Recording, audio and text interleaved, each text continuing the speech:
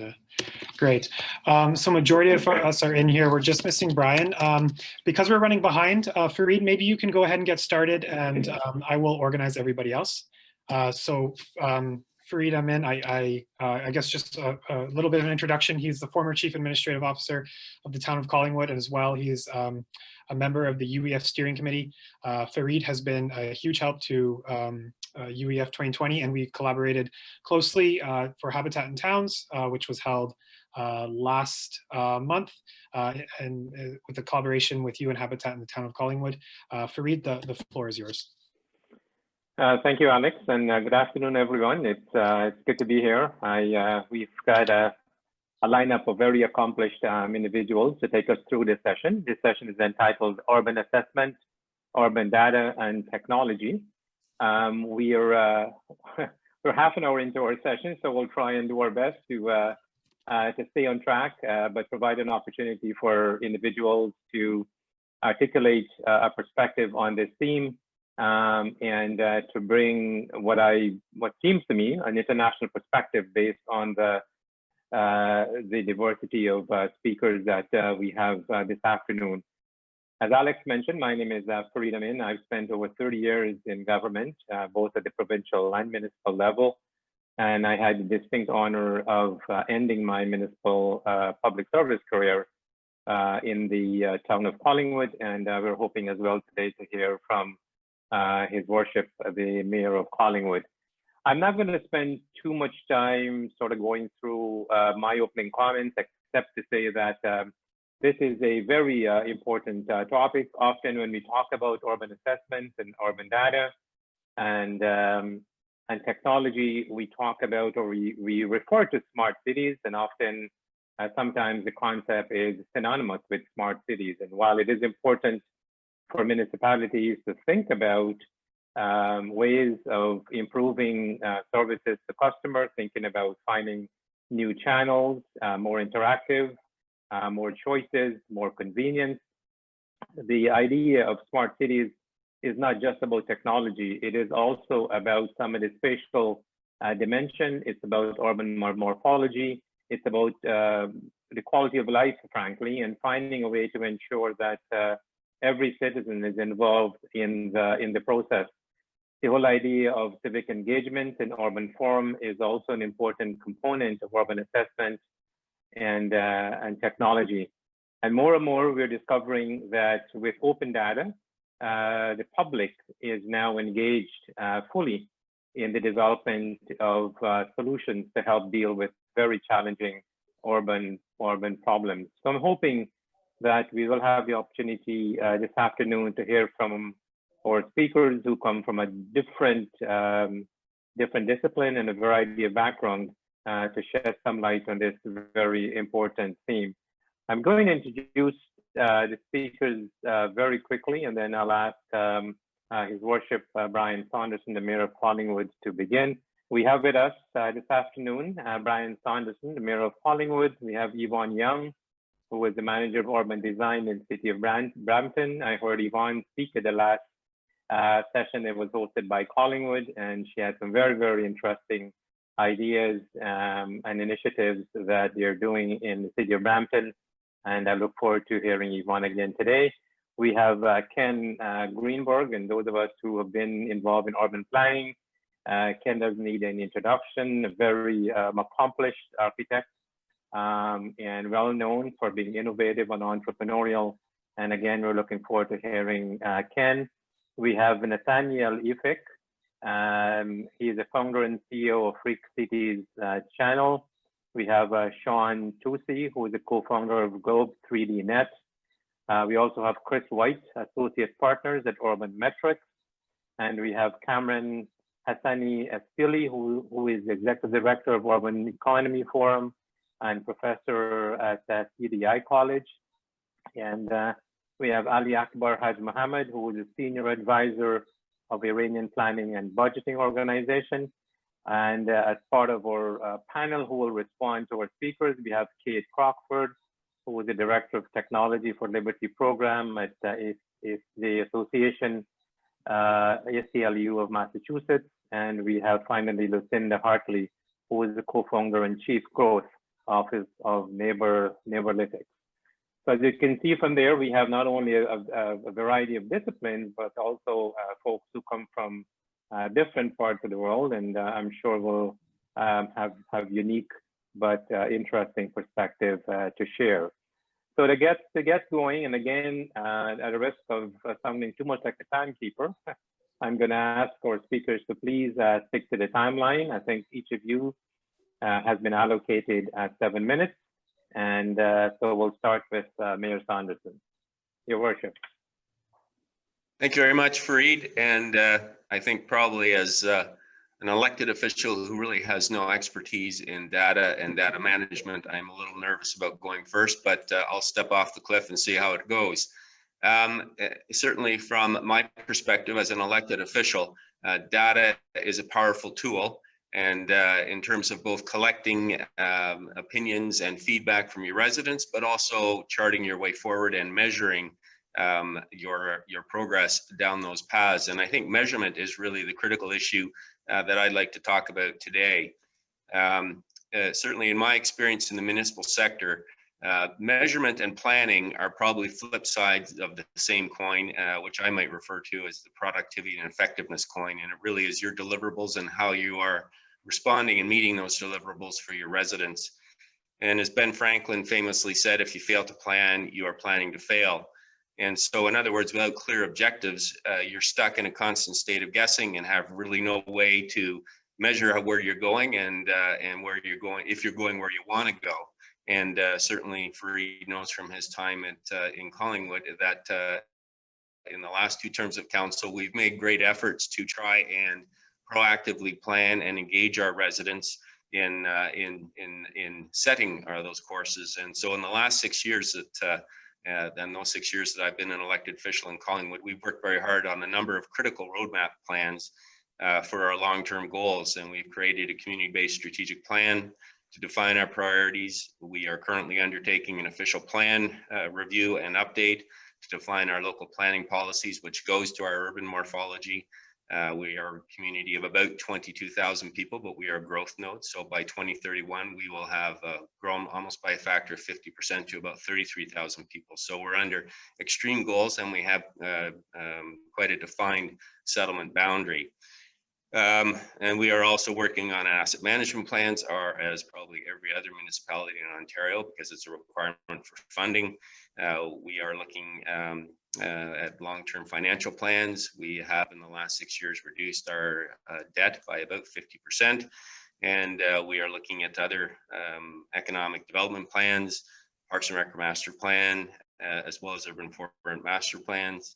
And most recently, a green initiatives plan to deal with sustainability. And for those that were able to join us in our first UN Habitat Conference, sustainability, and in particular, Sustainable Development Goal number 11, we are part of a pilot project on that. So that's for safe, resilient, inclusive, and sustainable communities.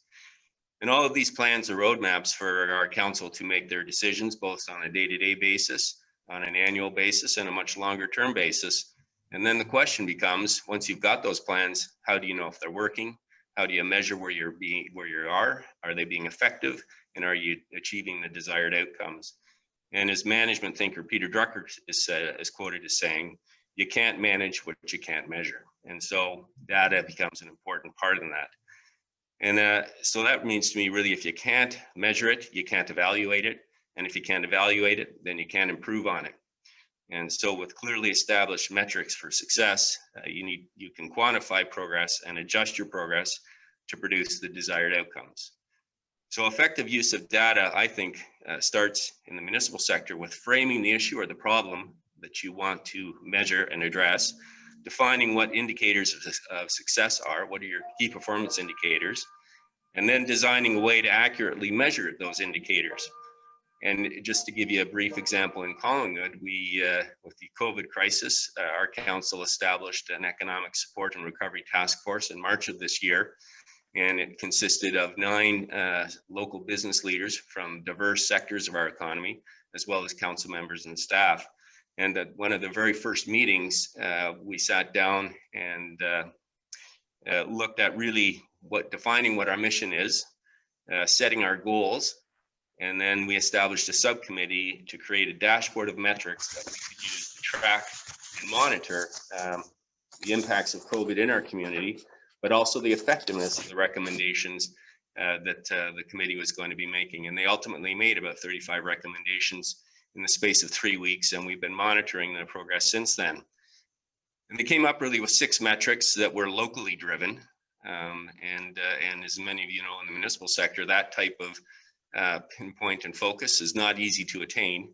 And so those focuses were a tourism index that charted tourism numbers on a monthly basis, a real estate activity by building permits, as well as real estate activity by sales on a monthly basis, business activity by bankruptcies on a monthly basis, as well as labor force activity by unemployment numbers, and as well by job postings and job applications.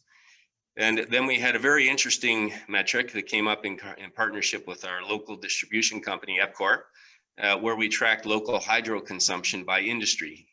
So that was a very interesting metric and a very telling metric. And so we've been monitoring these metrics, and we've been in discussion with some of our regional partners and Simcoe County, which is our upper tier government, about working together to kind of broaden that dashboard so that we get a regional viewpoint as well. And I think that's just one small example of how data and metrics can assist municipalities in their ventures by determining what your goals are, what you're trying to accomplish, finding the key indicators, and then figuring out how to measure those. So it is a very powerful tool, and one I think that it can be very effective, but you can also get lost in metrics as well. So I think you need to keep in mind what you're trying to accomplish and scope it down to be as focused as you can. And with that, I will pass it back to you, Fareed. Thank you very much. Thank you, Worship. And I know that in addition to looking at metrics internally, I know Collingwood in particular, the mayor has been a strong advocate of making public these metrics. So not only can elected officials and public servants use the metrics to measure progress, but the public can actually measure progress as well, and to some extent hold the municipal officials and senior staff accountable to these public metrics. So thank you, Mayor. That's a useful insight, and good to hear that the Economic Recovery Task Force has done some really good work in trying to get the municipality back on track. We'll now move to Yvonne. Yvonne Young, as I mentioned, is the manager of urban design in the city of Brampton. So Yvonne, over to you. Good afternoon, everyone. I'm Yvonne Young, Manager of Urban Design with the City of Brampton. I also have the honor to working with Ken Greenberg actually on this very interesting model. So this is a live project that we're working on. It's reflecting what the provincial policy statement talking about the priority to do co-location of facilities, particularly using that to have more evidence-based approach to assessing the needs and also addressing the needs. So this is very interesting project that I like to walk you through. And I think through the stories to craft an overall picture of where we are at the moment in terms of data that is available, how we're using those data, and also how we can take it to the next level, which is not just on the quantitative data, but on the qualitative data. So I'm going to do a quick share screen. If the host please enable me to do that, I can do it. Sorry, Yvonne, we were experiencing similar troubles to the last session. Could you either drop your PowerPoint in chat and I can share on your behalf? Okay. Or you can email to me quick. I'll send you a quick email if that works better for you. I asked the other speakers to do the same. Okay, let me see about dropping. Yeah, let me see about emailing that to you.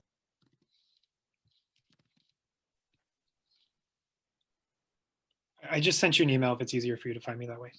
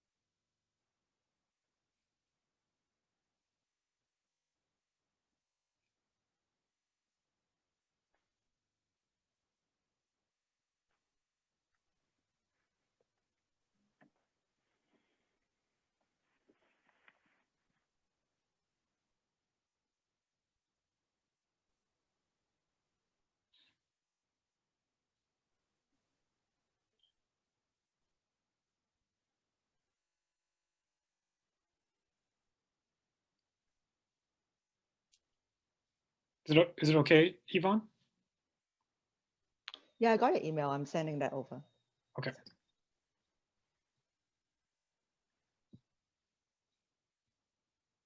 Just as a reminder to anyone else, if anyone else does have a PowerPoint, it's good to send right now.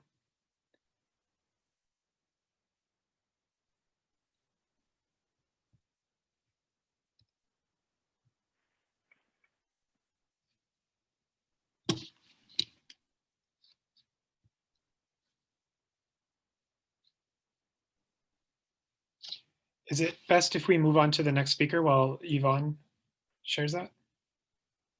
Yeah, I think that would be a good idea. I Great. think So we can do that. Yeah. Thanks, Alex, and thanks, Yvonne, and we'll come back to Yvonne. So we'll go to Ken. Ken, floor is yours.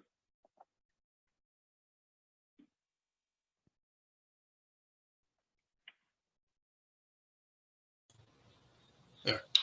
As Yvonne mentioned, the two of us are working closely together. So I'm going to, actually, this works out fine because my last slides are actually going to set up what Yvonne will be talking about. Alex, you have my slides. Can you put them up? Yeah, I'm an urbanist, not an economist, and I'm going to approach this a little differently. And I'm going to talk about the relationship between urbanism and economics and the city as a place where synthesis occurs and catalysis.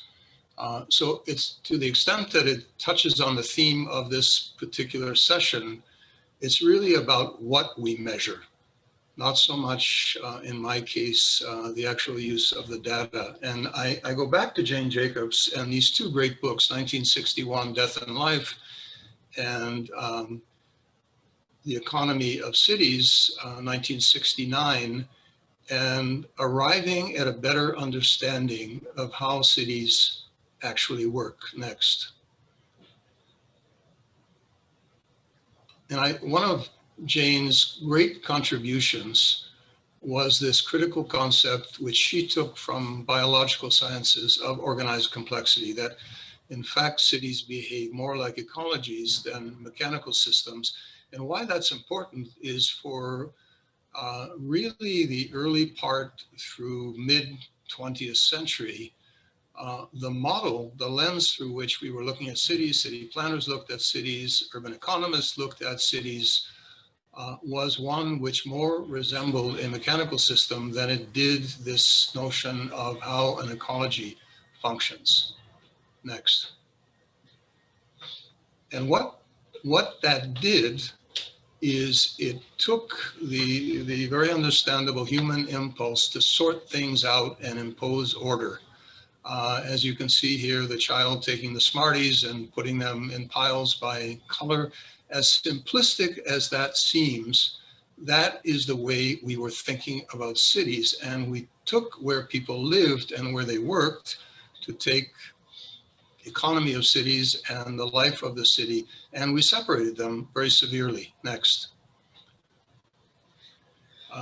My colleague from the Brookings Institution, Christopher Lineberger, talked about the fact that when Wall Street got involved in real estate development in the mid-20th century, they had this analytical as opposed to synthetic way of looking at the city. They were all about measuring things and measuring return on investment. But in order to do that, they broke the urban world down into standard product types. And the product types were very specific, like things like suburban detached starter homes, big box anchored power centers, multi-tank local storage, warehousing, self-storage facilities. You get the idea. There were 19 of those, and they were measuring them and their return on investment individually as opposed to holistically. Next. So this actually turned into a template which we replicated all across North America and in fact around the world.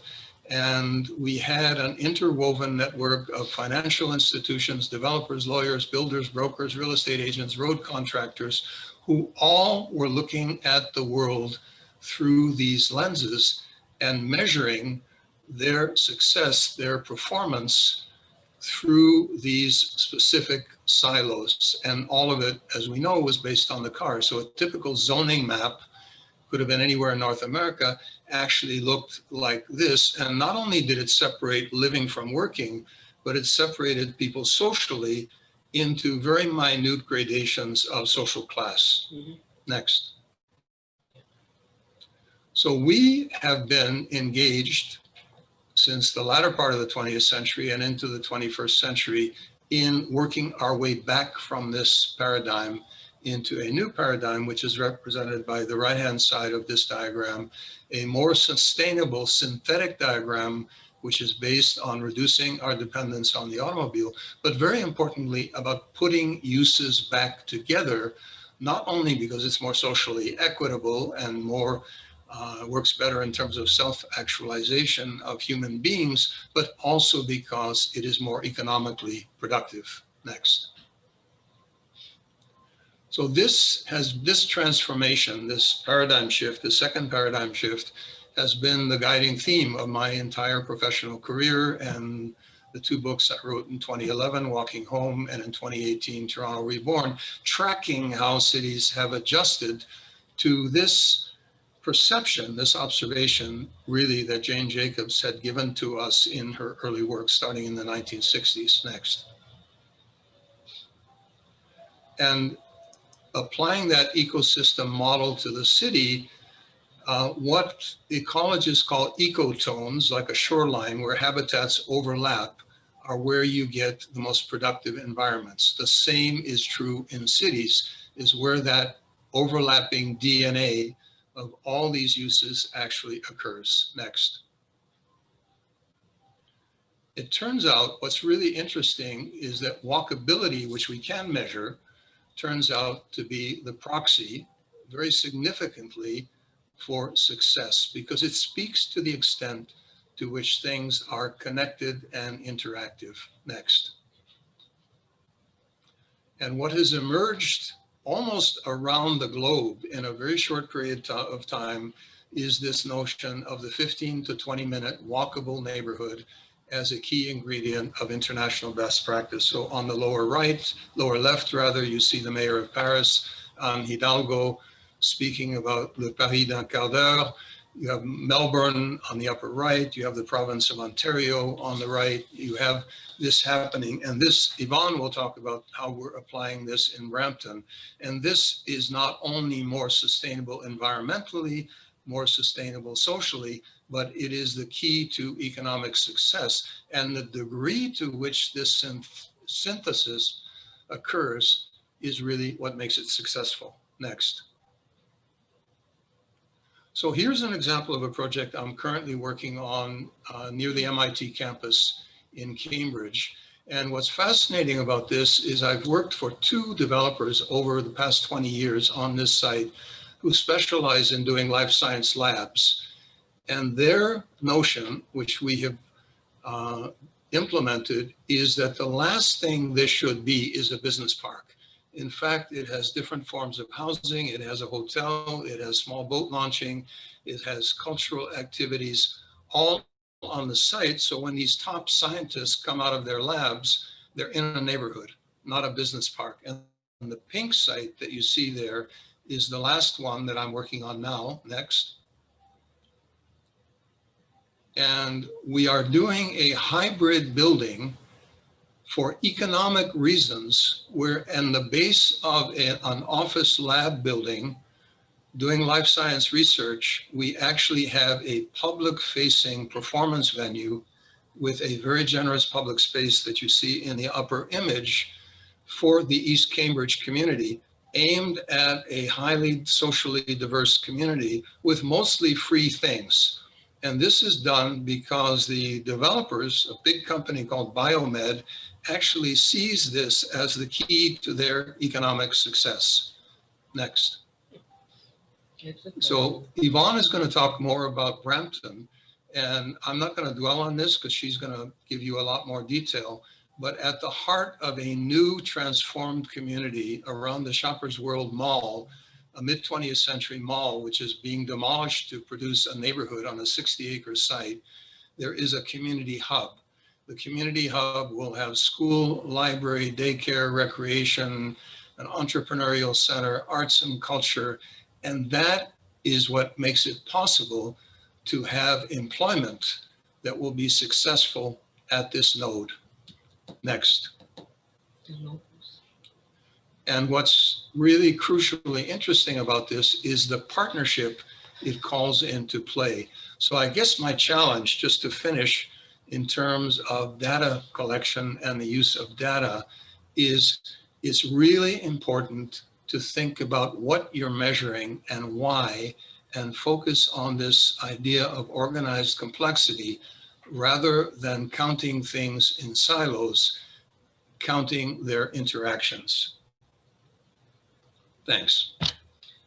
Great. Thank you, Ken. Lots of really interesting information, and also it's interesting to see how the thinking has evolved from the traditional way of planning cities into some of the new metrics that are now being considered. So we'll move right into Yvonne. Yvonne, the floor is yours.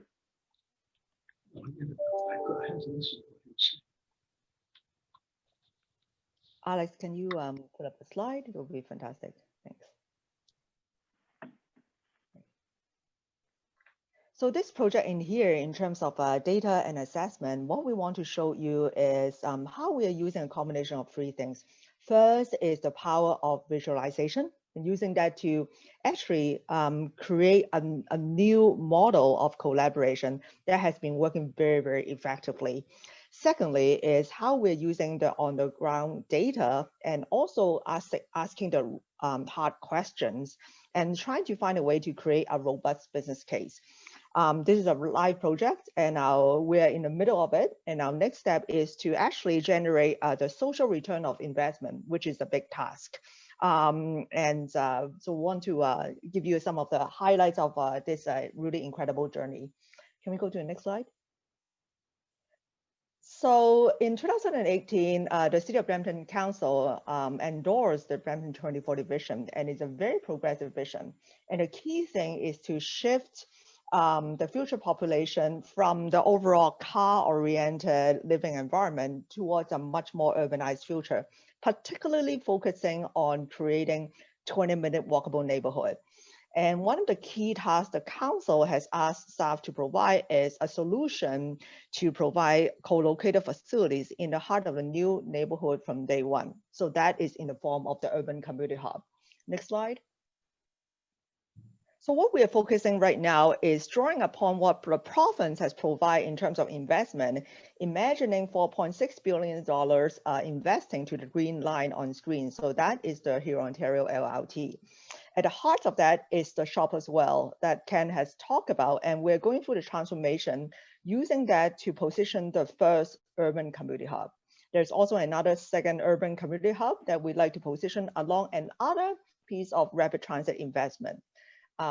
Next slide. So primarily what we are trying to do is through visualization, we're creating a new market for both public and private investment. What is shown on screen in here is an urban growth center that is identified by the province many years ago.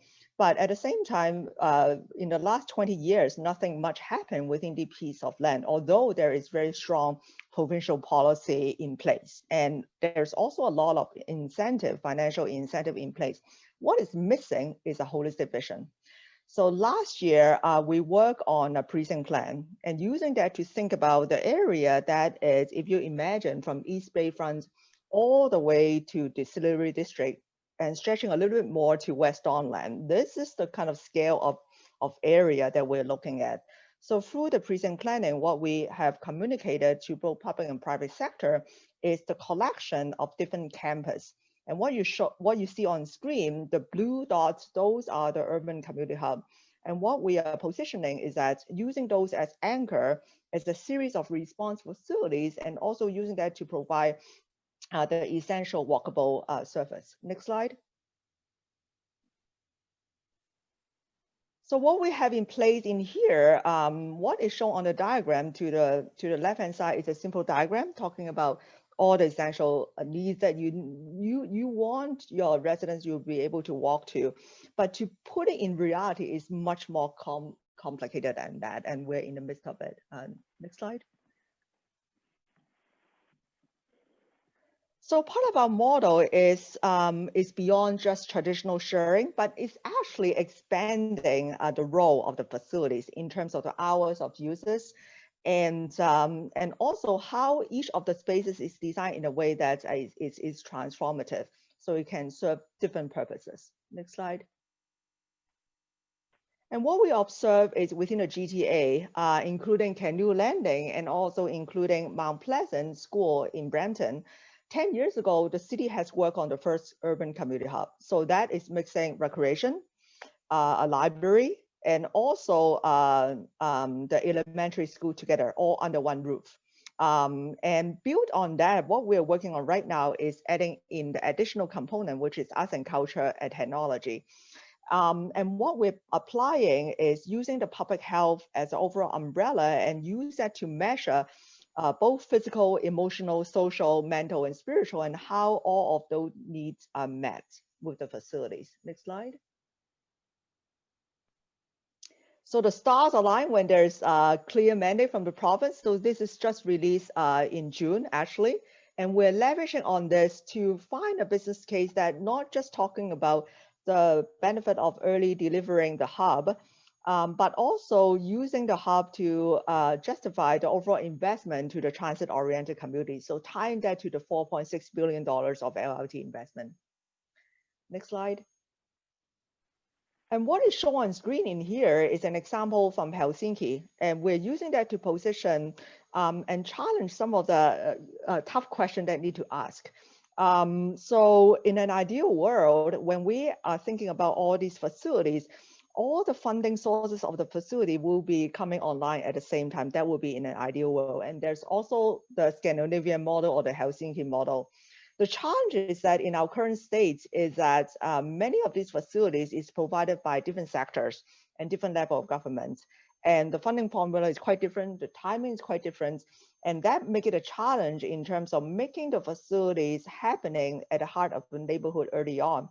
And also at the same time, after the facility is built, making sure that the operation also happening early on for the first wave of residents. So this is primarily the case we're trying to solve in here.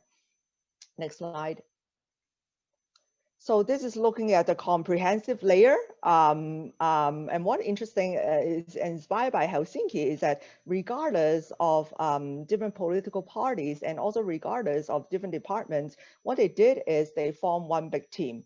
And this is the kind of collaboration that we have been actually quite successfully nurturing this climate within Brampton within the current state. So through the last 7 months, we've been working very closely with school board, the region, the province, private sector, and really trying to find a way to make this work and make that into a piece that would benefit everyone. Next slide.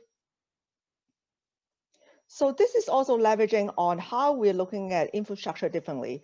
And the second image in here show Kevin McKenna talking about the new attitude towards infrastructure. And what we find is that in the past, when we are doing development, the data show us that there's a good portion of the investment go towards hard infrastructure. But when it comes to soft infrastructure, it's always come in late. And also, in terms of operational, there's always a big question mark. Capital is easy, but operational is a big question mark. And that creates a big challenge for the local community to take advantage of the facilities in a sustainable basis. So the stars align when we have a developer such as RealCan that is really taking the leadership of transforming Shoppers World in a very grand scale, and using that to create the energy surrounding the 20-minute walking distance from the LRT station. So right now we're looking at 7 developers actively working together with us and also different level of governments making this work. Next slide. So what is shown here is what Ken was referred to earlier. And what is interesting is that you are looking at Steeles Avenue and Ontario Street. Ontario Street is the one that is going diagonally. That's when LRT is going to come in 4 years. What the challenge is that within this neighborhood, there is existing residents, and also there's a lot of existing businesses. And what we want to do is to create a condition that as we're building the phasing, we are able to also track and maintain the continuity of both the residents and the business. Next slide. So what we have been focusing right now is working on a business case model and trying to find a way to justify the value of early delivery. So what you see on screen here, the blue icon with the orange around it, that's the location of the urban community hub. So we strategically position that in the heart of the neighborhood so that it can both benefit the new development and the existing developments. Next slide. And this is showing an idea of what the hub is, and also the very robust set of analysis that we are currently going through to justify the social return of investment. Next slide. And what is interesting about this process is that we have been using this to looking at the environics and using that to challenge some of the current data that agency has. For example, Brampton, compared to other municipalities within the GTA, has a much larger household size. Like, in other words, we're looking at average 3.6 PPU as opposed to 2 PPU. That is, kind of the average within the GTA. And the problem is, in the past, when agency is assessing the needs, they look at, they count by the number of houses and the number of units as opposed to number of population. And there's a big gap from that perspective. So there's a big gap between the on-the-ground data to show what the current need is. And what happened is there's a lot of deficiency in terms of when the facilities is built. Very quickly, it's already at full capacity. So those agencies would need to apply for separate funding, for example, having additional portable coming to the school. So this is the kind of scenario we're trying to avoid. What we're using the data for is also trying to understand, apart from the more obvious demographic, for example, knowing that 40% of the residents within this walking distance, they're seniors and children, but also to try to understand what are their preferences. Next slide. So the next slide in here show understanding the preferences in terms of arts and health and food and environment and motivation. And we use that to frame the programming of the hub. Next slide. So this is giving you a general picture of the kind of bucket that we are working on. And the key thing is that when we are engaging each of the stakeholders, we encourage everybody to think outside of the box. And also building on the value of redundancy. Like, in other words, it is a good thing to have multiple rooms within the hub to serve similar programs at the same time. So it provides choices. Next slide. So this is showing you an idea of what it turns out to be. So this visualization here helps us actually move along and using that to form the overall base for partnership conversation, and also to provide a more quantitative and qualitative measures. Next slide. And what is interesting about this model is that we are really using that to think about how we can stretch the operation hours from the daytime and also through the nighttime. And one of the fundamental things we are challenging is that currently in the province, there's a template for a drive to school or people that is arriving by school bus, but there's no current design model for a walk to school. So this will be the biggest breakthrough that we are working on. Next slide. So through that is also to tie that with the transit investment. So knowing that LRT is coming to the corner of Ontario and Steeles, we are justifying how this is also tying with the overall business case and making that viable as one campus. Next slide. So this is fundamentally what we're showing in here as part of this business case is to evaluate the cost saving and also the overall productivity benefits by providing a walk-to and cycle-to facilities. Next slide. So this is showing how quickly the project is working. And I think technology and data is play a very key role in this project, particularly for us to track all the different pieces that is coming in. And what we find is interesting is that everybody is asking the same question, and they're looking for the shared campus.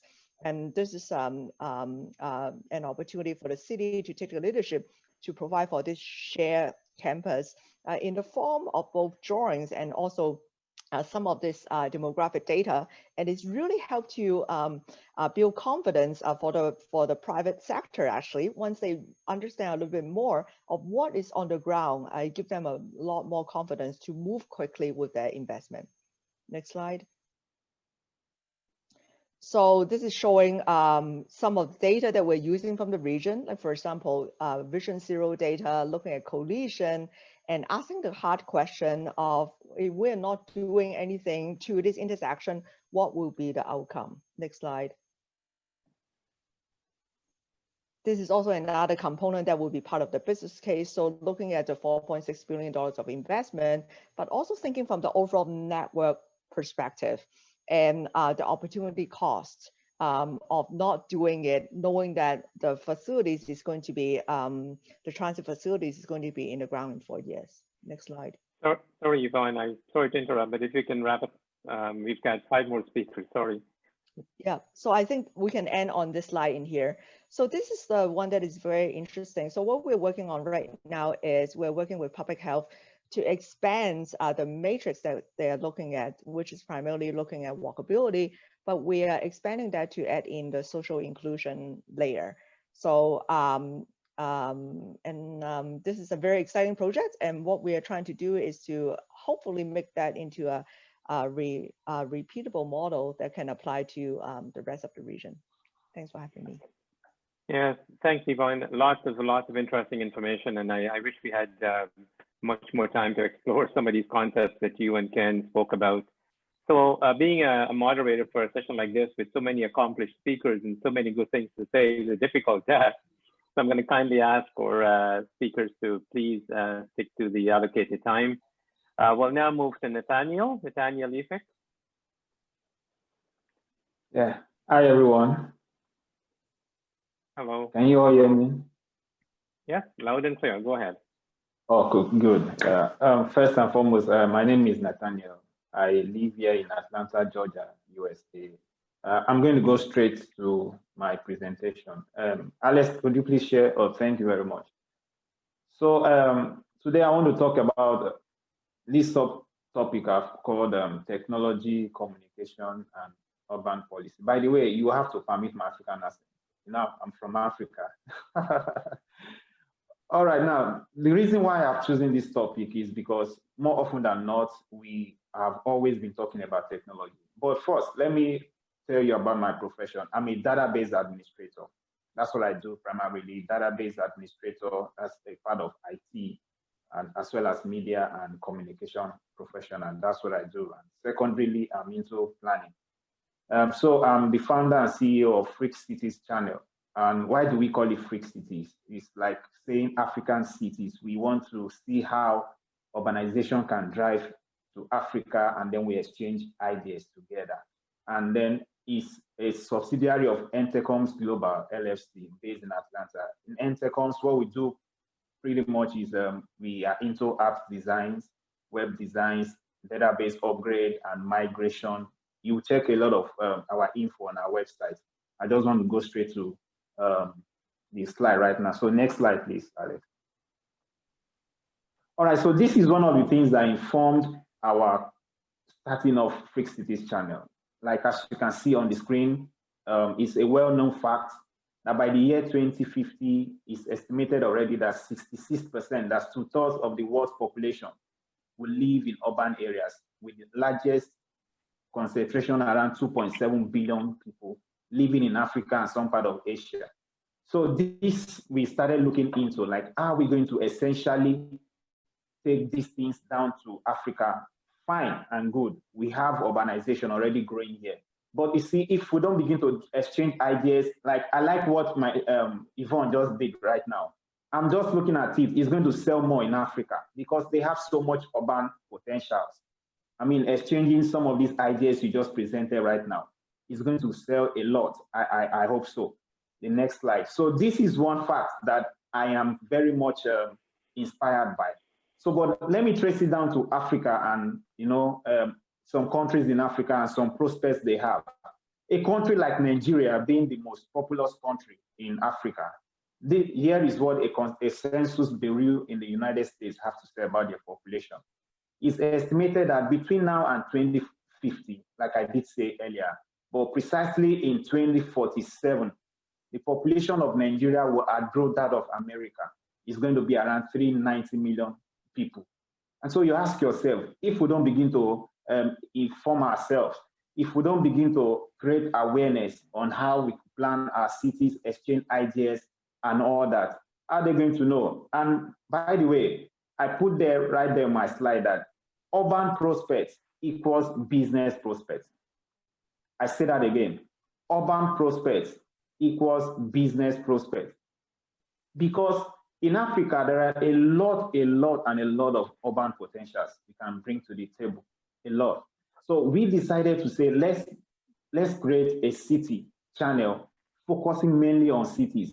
All these ideas we have itemized, we have listed right here in this event.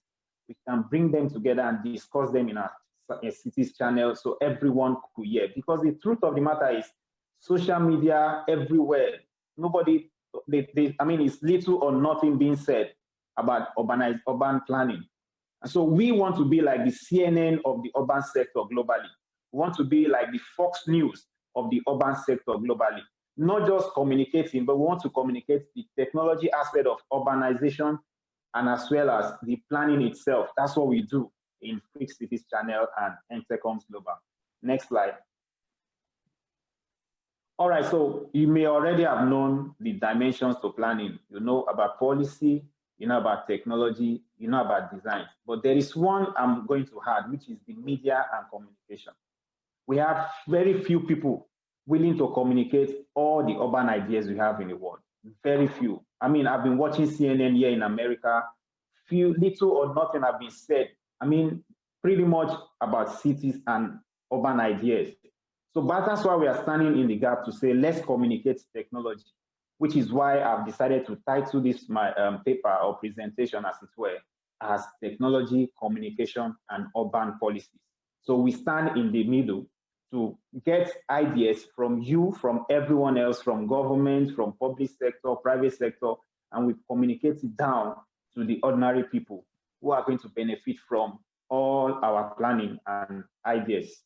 Next slide, which will be my last slide. I'm going to go straight to the point. Yeah, so now one of the things or the projects we are working as a firm, Entercoms Global, is something Uber movement is already doing. That's Uber. We all know Uber or Lyft.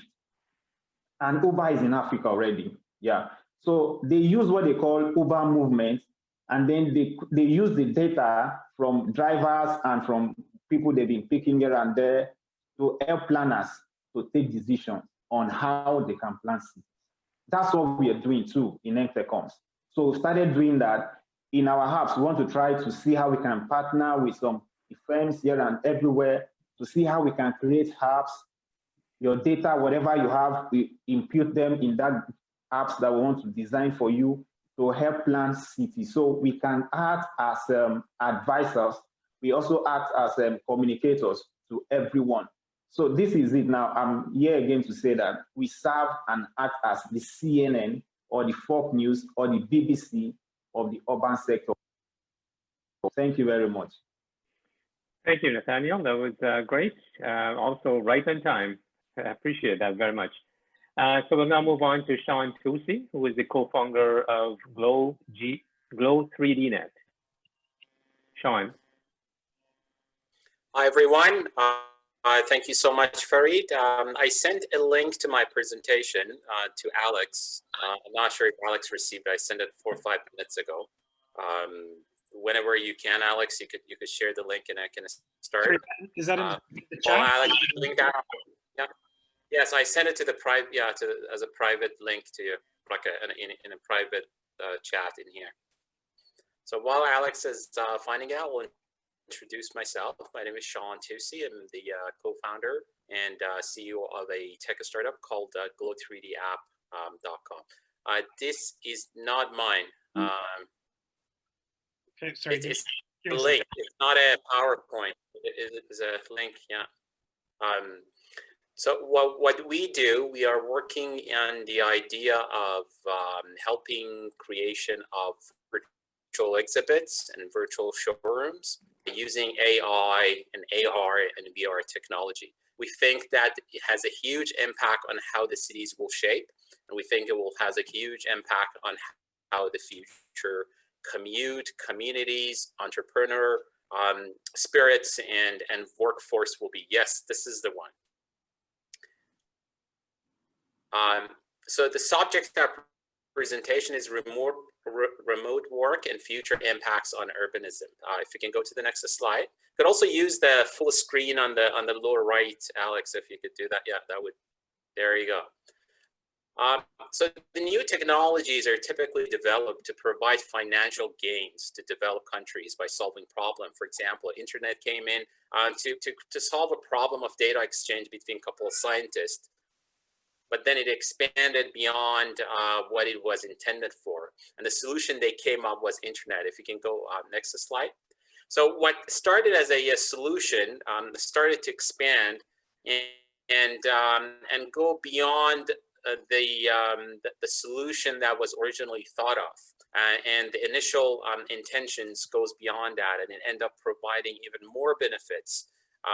And most of the time, these benefits can also get expanded to underdeveloped countries or developing countries. So the internet started to provide remote control, remote work, data exchange, jobs that wasn't really available in developed countries as much as it is now, and as well as the Internet of Things, like selling products online. We can look at the next slide.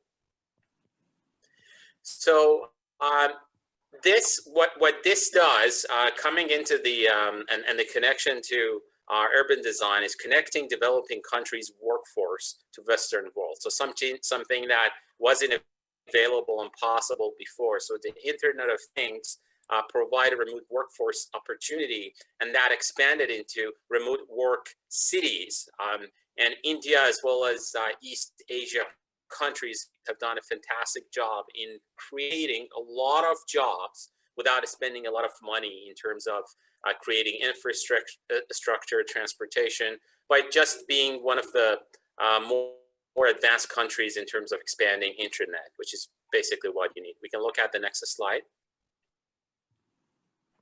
So I think, I don't know if we could call it a remote work urbanism, but basically the whole remote work, especially with what is happening, is going to change significantly, in my opinion. Countries such as India, Bangladesh, Malaysia are using the internet to change the face of the global workforce and create cities that are focused on remote work.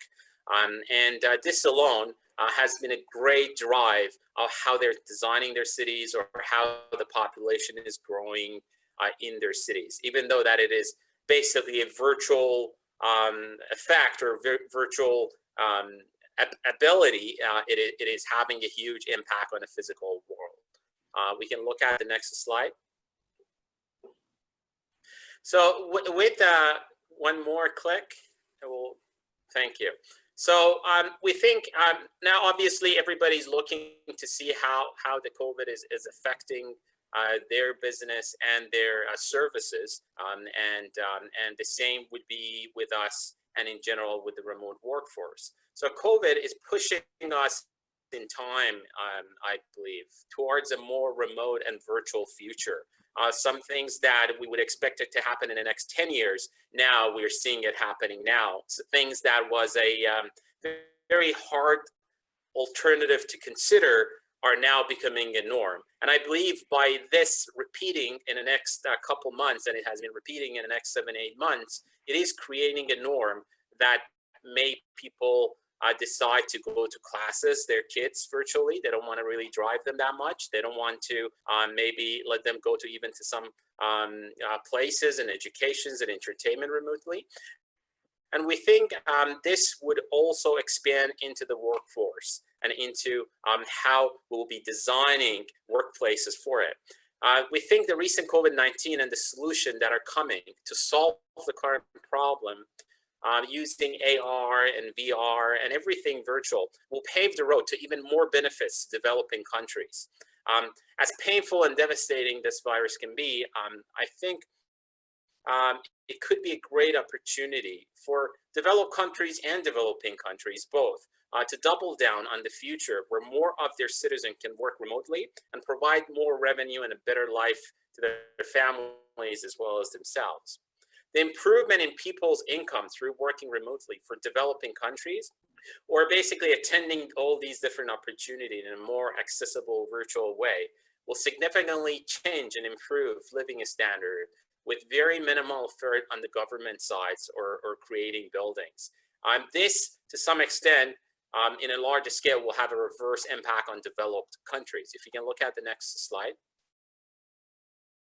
So I think this is really the most important slide in the presentation. So what? This is about opportunities that remote work will create and how it impacts almost everything. For developed countries, this can simply create more job loss than what we have. And we think what developed countries can do to use this opportunity is to invest the effects of this change on their workforce and their potential job losses. Take action right now. Get in front of developing countries for what we can do for them. So while the thought is that they're doing work for us, there's so many things that are more around expertise and knowledge that the Western and more developed countries can do for them. And it is time for the cities to be equipped for that, to empower their citizens for that. And this can be done by invest in virtual cities, provide logistics to citizens and university graduates, and do that through entrepreneur centers, something that also Ken mentioned that in his presentation. For developing countries, this means a potential job gains. So they need to investigate the effects of this change on their workforce and potential job gains. Do whatever it takes to put their citizens and professionals in front of Western citizen. Can we look at the next slide? And this huge opportunity with developing countries can go from anywhere from public transportations, accessible internet, and shared workplaces. So the centers that citizens can go if they can't afford internet, if they're graduates, they would be able to use that. So these centers can be a potential game changer for developing country. This can result in people improvement in their life that impacts directly to the habitat and how they're going to live and staying in their countries. Let's go to the next. So what we are doing at Glow 3D, we're working with 3 different museums. The most known one is the Egypt's. We're working with the Egypt's Ministry of Culture, and we are working on developing world's first virtual museum. What this does, it overcomes accessibility of low-income countries, people that would not be able to afford even travel to Egypt and see what they can see in the museums. Now they could do it at a very small amount. It creates a stability of visiting during social and military unrest. It creates social outreach to younger generations that might be more open to technology, and it also creates geographical outreach to all countries. Let's go to the next one. And this can be repeated in all the scale museums. In fact, we are working with 16 Canadian museums. Then the idea is to create this sort of a virtual museum or virtual exhibit. So different people can go really and visit them. If they wanted to get a ticket, they wouldn't really want to spend that much money to see a small collections. But if they're all gathered into one location, that increases the chance of doing it.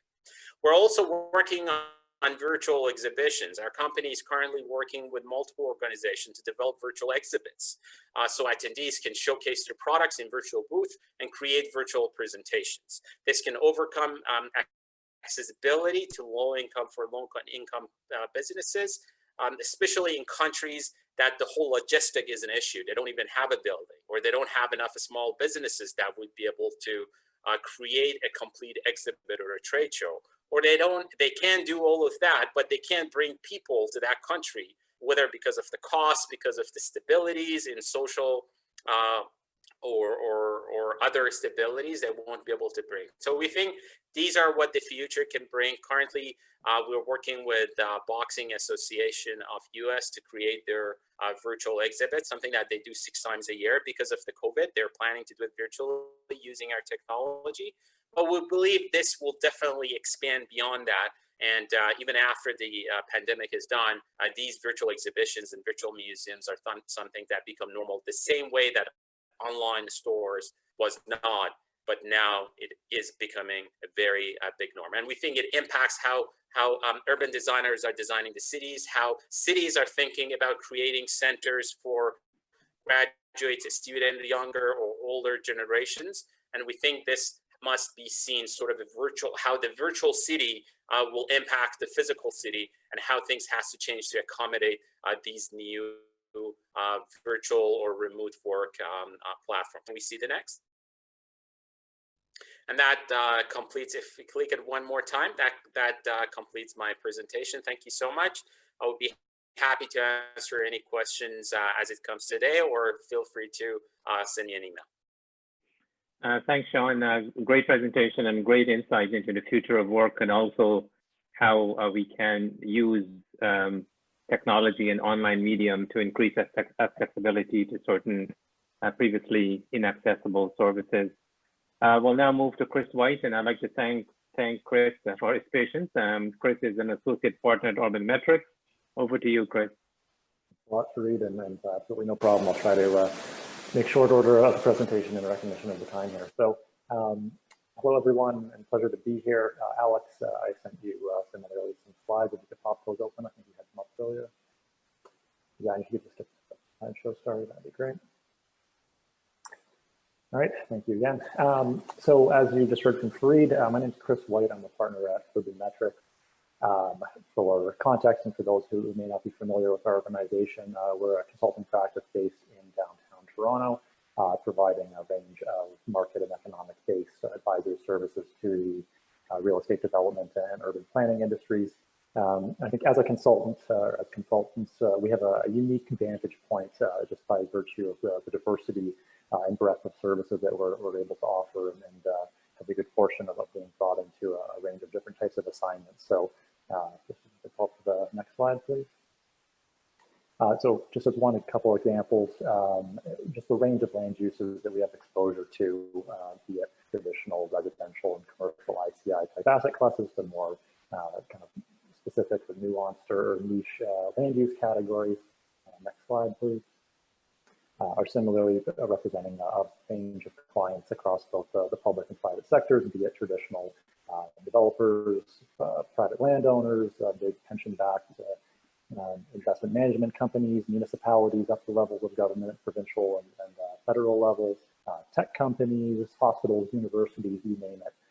Is, I think, one of the things that I find personally most interesting about the work is that it is so multifaceted, and we do bring together all those different perspectives. Next slide, please.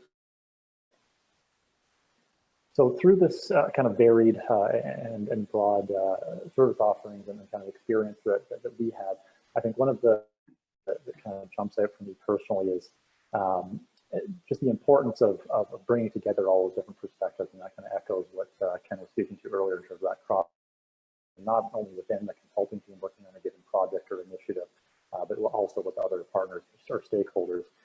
I have the good fortune of working on part of big projects with large, expensive, multidisciplinary consulting firms, and working directly alongside top architects, designers, planners, engineers, you name it.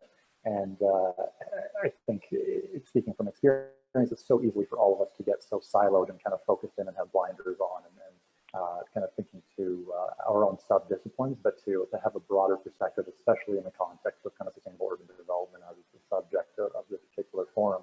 So to that end, I'll just offer up kind of one of those many perspectives, which is to underscore the importance of ensuring any new plans or initiatives are in fact grounded in that economic reality. So how do we go about doing that? I think one natural solution is to seek out kind of traditional location-based market research.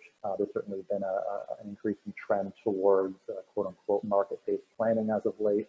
We've certainly heard other speakers touch on the notion of that, be it market demand studies, warranted space calculations, citywide or district-specific secondary plan level. Those are all, excellent endeavors, and certainly something that I've extensively involved with throughout my career and continue to do so. But what I hope to do today is just to highlight a couple of other supplementary examples of kind of tools that are within the realm or sphere of market and economic research as it relates to urban development that I think are really powerful in terms of how they can be a little bit more forward-looking and how they can be applied in kind of unique different ways. And so those are both kind of financial feasibility assessments and economic impact assessments. Next slide, please. Firstly, with respect to financial feasibility assessment, I think it's important to kind of at the outset address a common misconception that a lot of this type of analysis is purely profit driven, and it's something that's predominantly undertaken by the private sector, basically something that developers prepare on a site-specific basis of trying to advance a given development plan.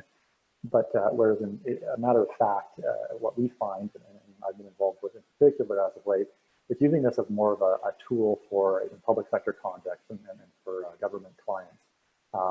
One perfect example of this is to seek out specific objectives related to increasing the supply of affordable housing. You can use financial analysis to determine not only the relevant funding gap required to ensure a project or a range of projects ultimately achieve that underlying feasibility or viability, but also kind of optimizing the right mix and relationship among and between those uses. Again, the kind of sweet spot or golden ratio in terms of affordable housing to, say, market condominium residential type development. And ultimately help to kind of advance the planning and ensure those are grounded from the very conceptual stages and through policy development all the way through actual implementation. Next slide, please.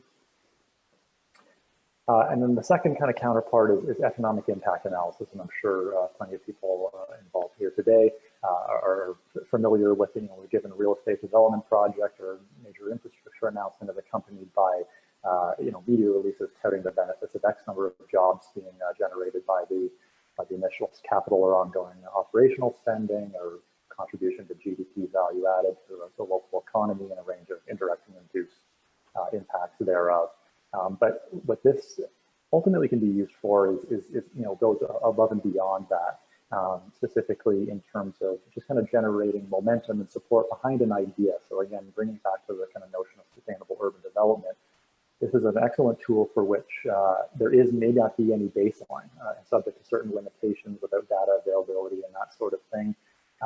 There is no necessarily benchmark in a lot of these cases in terms of supporting new ideas or concepts based on historical data. So economic impact analysis, all those things being equal, can be used as a really helpful comparative tool to demonstrate kind of out-of-the-box thinking of new concepts relative to a status quo or kind of baseline conditions. Next slide, please. So again, just wrapping up and being mindful of time here, I think it's important to just maybe leave everyone with the counter argument and kind of misinterpretation around the common applications of economic and financial or economic analysis.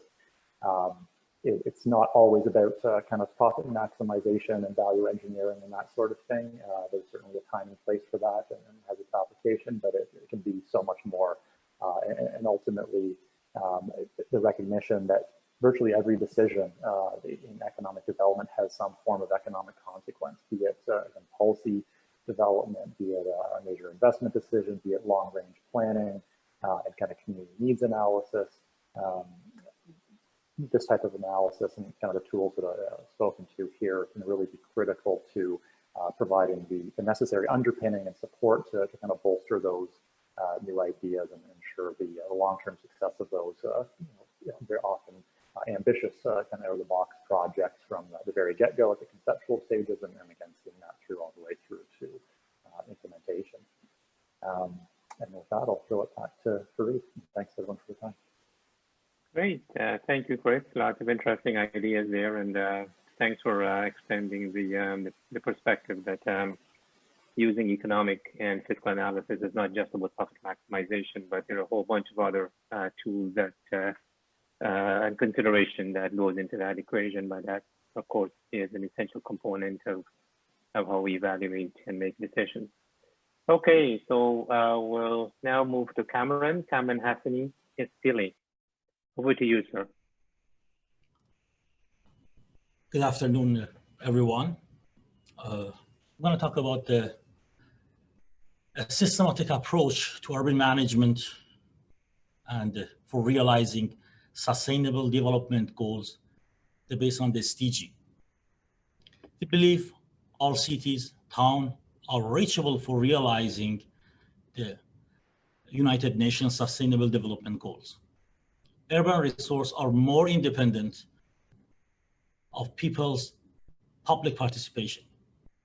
If we create a systematic approach for all leadership scale based on an assessment and management systems for project, we can explore and obtain more resource to develop all cities program. In this approach, we can access step-by-step projects, impact by leveraging measuring tools, in exchanging information, and ultimately producing reports for local authority and central, provincial, and national government as well. An international platform for all cities, town leaders will be involved identifying a specific indicator based on CPI or City Prosperity Initiatives indexes for different towns, cities worldwide, and creating measurement platform to begin the global dialogue on sustainable urbanism. Urban Economy Forum wants to create an SDG dashboard to align the sustainable development goals that will use indexes to show the progress of the SDG from the scale of the cities and town. This online interactive dashboard will collect information, assess, and monitor urban resources and financial opportunity, among other indicators.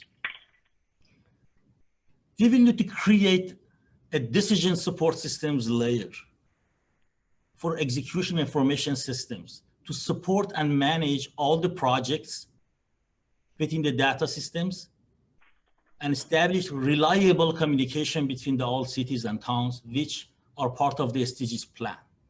This is DSS, or decision support system, is very important layer because enable all the management, all the people who works based on the SDG systems, make a decision about the everything. How based on the tools and dashboard, they create that everything. From a design perspective, we will also need to implement the cloud-based technology systems. The system will enable us to create, first things, is a PPM, project portfolio management.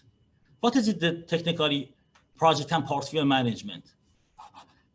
Technically, this one, it's the practice of identifying, selecting and managing a portfolio of projects that's aligned to strategic objects and honor resource constraint, which means you can manage everything, the project you create based on the web application, all the platform like a SAP or Microsoft or everything. Second things is important for this structure, develop a specific web application or dashboard to manage, measure, and monitor SDGs in each cities and town. Which means each city and town, they're gonna be sites, based on the sites we created, we need to create communication between that one and the central location. Which means we're gonna follow the decentralized systems for all the cities and towns.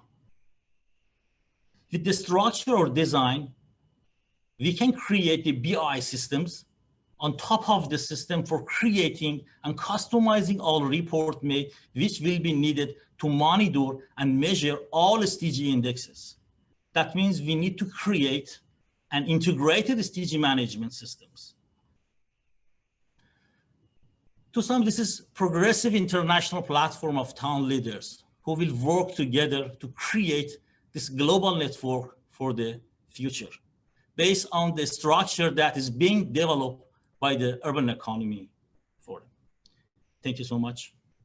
Have a good afternoon. Thank you very much, Cameron. I appreciate your insights into how to measure SDG from a city perspective. We'll now move to our final speaker before we have a facilitated discussion among the panelists.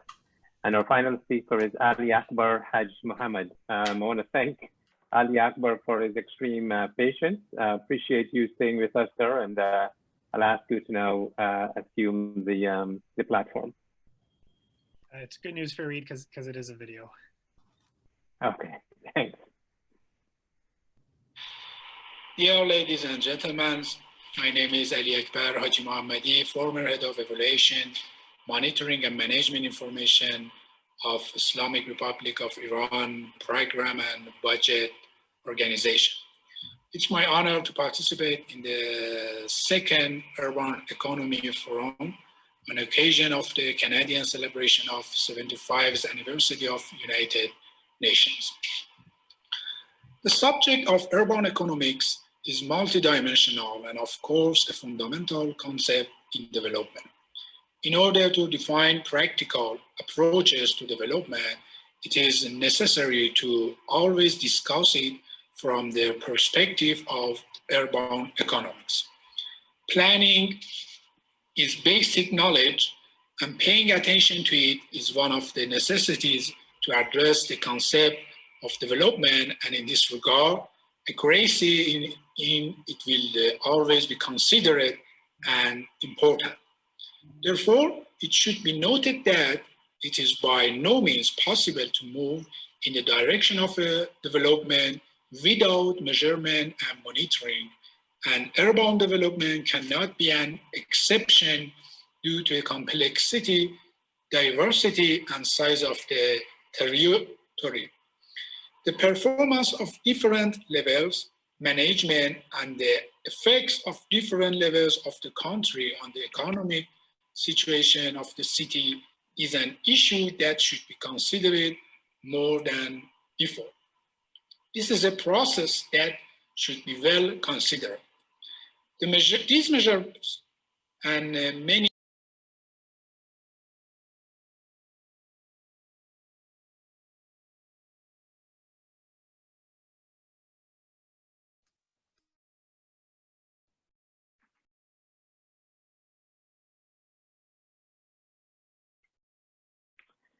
I'm not sure if it's just me, but I don't think we can hear the speaker.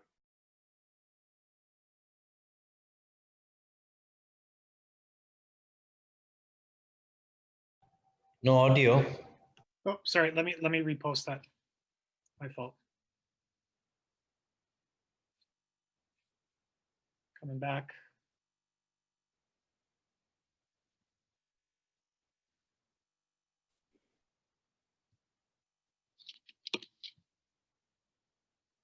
consider.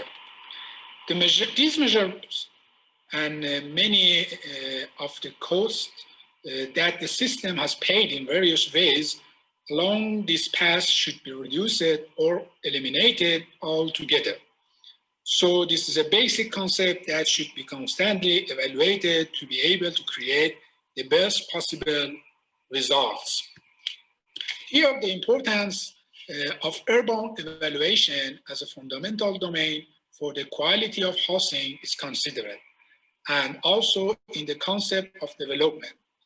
An independent understanding of economics is the ratio of economics that defines and regulates the relations between the elements of development. Sustainable development occurs when we have evaluated the results of various development capacities on a precise and clear basis, and when we are able to assess it based on a precise approach to micro and macro development. In a complex sense of evolution, due to the importance and linear dependencies, the point that exists considering the multidimensional paradigm of city and settlement is a complex framework with many variables, which must be carefully considered to obtain a detailed analysis of the situation. I will end with a few questions. Do we have an accurate and complete assessment of urban development resources? The second is, can we measure the state of the urban economy in relation to the macroeconomy in the country? And these measures can rely based on accurate urban information and data. And the third question is that, what is the relationship between macro-scale policymaking and urban economy measurements? And is this an interactive and dynamic relationships? Thank you very much.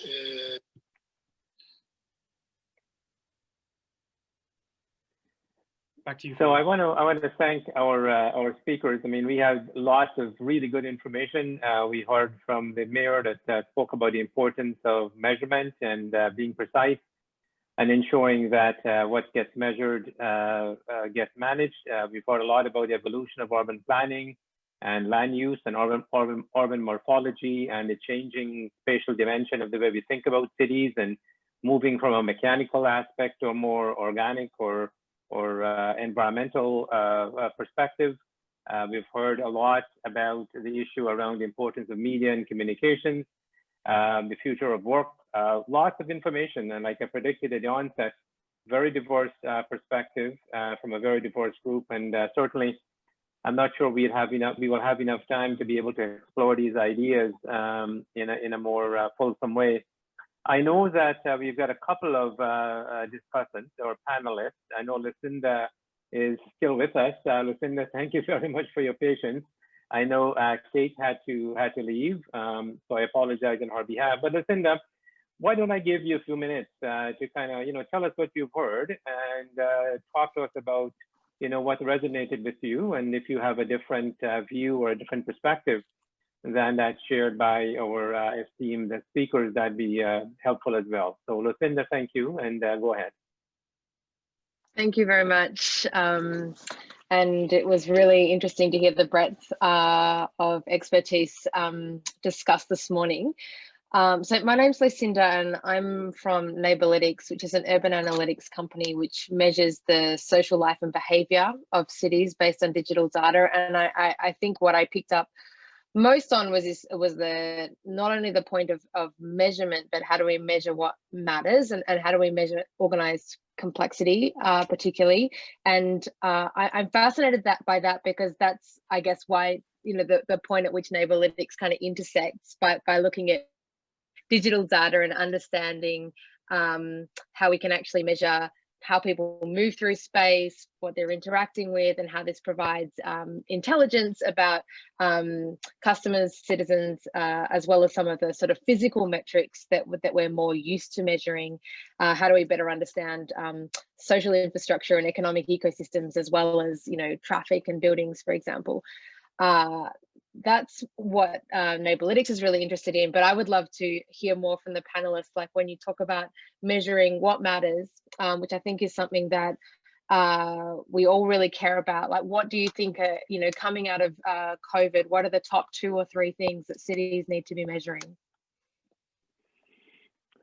That's a good place, Lucinda. Thanks. So perhaps I'll give our speakers a chance to sort of respond to Lucinda's question. I mean, what are the things that are important? What are 2 or 3 things that cities need to focus on, given the pandemic and what that has brought upon municipalities, and what's important from that perspective? Anyone has a view on that? Okay, Mayor? I'll wade in, Fareed, and I think that's a great question from Lucinda. I think the 2 things that I've really noticed in our community is that the traditional lines between the municipality's role in economic development and really in many aspects of our residents' lives has really been blurred. Whereas before, if we were looking at investing in our community, that really had sort of very defined parameters. And I think now through the COVID and through our economic recovery task force, we've seen that the necessity to get roll up our sleeves and work with our organizations like the Chamber of Commerce and Business Improvement area have blurred, and we are going to be playing a much more active role in that. And I guess the second factor is that I think with technology and platforms to engage the public, we are trying to be more proactive in responding to the needs. And I guess the need there is our communications portfolios have to be, I think, a lot more sophisticated in asking the right questions to get the information that we really need to be nimble and responsive to those needs. So it's definitely a double-bladed sword, I would say. Thank you, Your Worship. Anyone else? This is Ken. I wonder if I could jump in and respond to Lucinda's comment. I'm going to start with a famous study that was done in Chicago that you're probably familiar with during a heat wave, when many people perished in certain neighborhoods in Chicago. And when they analyzed why some neighborhoods were much more vulnerable than others, even where you had the same socioeconomic characteristics, similar built form, what turned out to be the difference is where you had social networks that meant that people, particularly seniors, were being looked after by their neighbors. People would look in on them and see how they were doing, and compared to neighborhoods where people didn't know each other. So it's an example of finding what are the critical things to measure that speak to livability in a holistic way and resilience in the face of a pandemic or a disaster like a heat wave. That's why I mentioned, for example, Walk Score, which is so interesting, and Walk Score as a proxy for what creates environments where economic activity can be successful, because it talks to what ecologists would call an ecotone, where you have overlapping habitats, which means that things are more proximate to each other and it's easier to get access to a whole bunch of things. And why my life science developer in Cambridge, Mass, wanted, in order to retain and recruit top scientists, he didn't want a science park, he wanted a neighborhood. And that, and if I could just give one more example of measuring the wrong thing, and I'm going to go to agriculture. After World War II, with the industrialization of agriculture, what we ended up with is monocultures, where through a combination of pesticides, fertilizers, and GMOs, we were able to produce really high yields of a single crop. But what we weren't measuring is creating sterile soils where we weren't able to sequester carbon. So the collateral damage from optimizing one isolated factor and measuring it without understanding all of the implications of that was truly pernicious. So all of that is in aid of a way of measuring more holistically, rather than one thing at a time, what are the interactions between the different qualities that make up livability and sustainability? And I think we have to get much more sophisticated about that. Yeah, thanks, Ken. Those are really good comments. And as you were speaking, I was thinking about this whole idea of livability index. And what traditionally we have done is tend to focus more on the economic indices rather than, things that are perhaps measure things like social inclusion. I mean, we're seeing in Toronto, as a result of COVID-19, that there's certain neighborhoods, certain groups, certain ethnic groups being disproportionately impacted. And that was on no one's radar screen in terms of livability or the state of the city. So I think, we need to take a step back and look at a more holistic measure. And the final point I want to make on this before I wrap up is the issue of collaboration. And I think, and I don't know how we measure that, but this is something that Yvonne spoke about from a land use planning, investment, integrated planning perspective. But look at what's happening. And throughout today, we've heard a lot about provincial, federal, municipal collaboration to deal with, for example, COVID-19. And if this level of collaboration, or if we can find an index to measure collaboration, that certainly, I think, would also be something that's worth pursuing and using it as a measure to determine livability within municipality.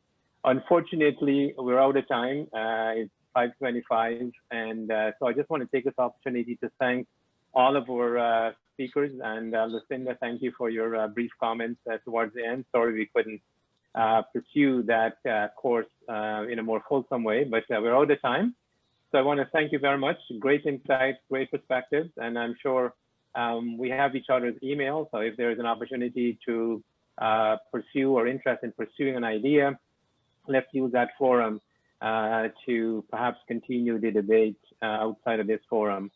So once again, folks, I want to thank you, and I want to thank Alex and folks for organizing this, and thanks for giving me the opportunity to moderate.